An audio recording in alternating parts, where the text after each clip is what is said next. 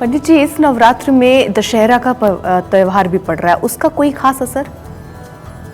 देखिए अर्पिता, भगवान राम का देवी के साथ बड़ा गहरा संबंध है। जो चैत्र की नवरात्रि होती है, जो अप्रैल के आसपास आती है, उसमें राम नवमी पड़ती है और उसमें भगवान राम का जन्म होता है। और जो शारदीय नवरात्रि है जिसकी हम आज बात कर रहे हैं, इस नवरात्रि में भगवान राम महानवमी की पूजा करते हैं, देवी की शक्ति पूजा करते हैं नवमी पर, और दशमी पर रावण का वध करते हैं, और दशमी पर इसीलिए दशहरा मनाया जाता है। तो भगवान राम की जो शक्ति का स्रोत हैं वो देवी हैं, और देवी की उपासना की वजह से ही भगवान राम रावण के ऊपर विजय प्राप्त कर पाते हैं। दशहरे के साथ दो बातें जानना और भी जरूरी है कि आप नवमी तिथि तक देवी की पूजा करेंगे, और दशहरे के दिन देवी की पूजा तो करेंगे ही, दशमी पर भी देवी की पूजा होगी, क्योंकि उस दिन देवी की प्रतिमाओं का विसर्जन होता है। लेकिन साथ ही साथ दशहरे पर भगवान राम की पूजा भी आपको करनी चाहिए।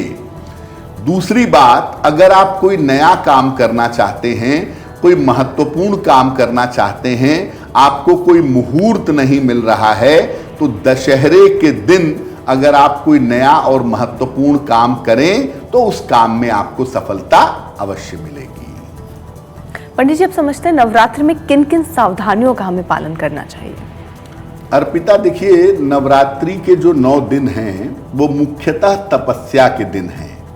साल में 2 बार नवरात्रि आती है। अगर साल में केवल उन्हीं 9 दिनों में, यानी कुल 18 दिनों में हम नियमों का पालन करें, तपस्या करें, साधना करें, तो हमें ज्यादा कोई पूजा पाठ करने की जरूरत नहीं पड़ेगी।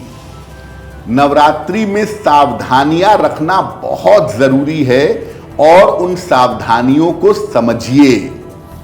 नवरात्रि में पूरी तरह से सात्विकता बनाए रखिए। प्याज, लहसुन, मांस, मदिरा इसका प्रयोग मत करिए। दोनों समय देवी की पूजा जरूर करिए। आपने कलश की स्थापना नहीं की हो तो भी आप सामान्य रूप से सुबह शाम दोनों समय देवी की उपासना जरूर करें। और जैसा मैंने आपको शुरुआत में ही बताया कि नवरात्रि में रात्रि की पूजा ज्यादा फलदायी मानी जाती है।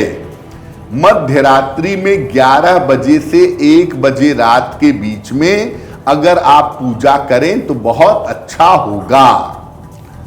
और अगर मध्य रात्रि में नहीं कर पाते तो संध्या काल में तो पूजा जरूर करनी है।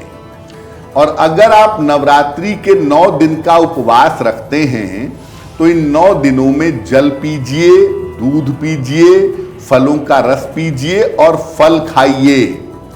व्रत वाली थाली खा करके साइकोलॉजिकल व्रत मत रखिए, क्योंकि नवरात्रि में जब आप जल और फल ग्रहण करके उपवास रखते हैं तो एक तरफ आपका शरीर शुद्ध होता है, दूसरी तरफ आपका मन पवित्र होता है।